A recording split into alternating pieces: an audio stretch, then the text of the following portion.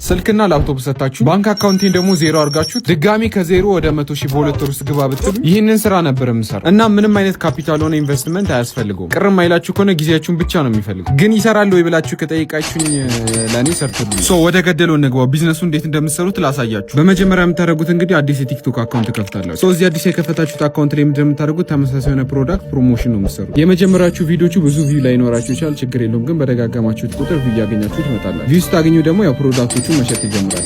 ከሚሸጧቸው ነገሮች ላይ እንግዲህ በሁለት አይነት መንገድ ብር ማትረፍ ትችላላችሁ። የመጀመሪያው በፐርሰንት ወይ ደግሞ ኮሚሽን በመባል የሚታወቀው ሲሆን ሁለተኛው ደግሞ ከኦሪጂናል ዋጋው ላይ የራሳችሁን ዋጋ በመጨመር የፐርሰንት ወይ የኮሚሽን ስራ ከፈለጋችሁ እንግዲህ መኪና፣ መሬት፣ ቤትና የመሳሰሉት ነገር ላይ መስራት ትችላላችሁ። ግን እንደ ጀማሪ ግን እኔ እሱ ሪኮመንድ አላደርጋችሁ፣ ምክንያቱም በጣም ሀስል አለው። ሁለተኛው ግን የመጀመሪያችሁ 100,000 በጣም በቀላሉ ነው የሚሰሩ። የበለጠ እንዲቀልላችሁ ደግሞ እዚህኛው ላይ ሁለት ቲፕ ልጨምርላችሁ። የመጀመሪያው ፕሮዳክታችሁ በቀላሉ የትም የሚገኝ እንደ፣ ሁለተኛው ደግሞ ዋጋ እየጨመራችሁ ስለሆነ ብር የምትሰሩት የምትሸጡት ፕሮዳክት ማርኬት ላይ ወጥ የሆነ ዋጋ ሊኖር አይገባም፣ ወይ ደግሞ ለእናንተ ዲስካውንት ሊኖራችሁ ይገባል። ትክክለኛ ፕሮዳክት በምታገኙበት ጊዜ ደግሞ በአንድ ፕሮዳክት በመሸጥ ብቻ እንግዲህ 10,000 ወይም ከዛ በላይ መስራት ትችላላችሁ። እና ከዚህ በላይ ምን እንዲቀል ትፈልጋላችሁ? ኢዚ መኒ ማለት ነው። እንግዲህ ያወራሁት ካልገባችሁ በጣም ይቅርታ፣ ምክንያቱም አንድ ትልቅ ሀሳብ በአንድ አጭር ቲክቶክ ቪዲዮ ላይ ፊት ለማድረግ ስለሞከርኩኝ ነው። ግን ያልገባችሁ ነገር ካለ ኢንቦክስ ላይ ብታናግሩኝ መልስላችኋል።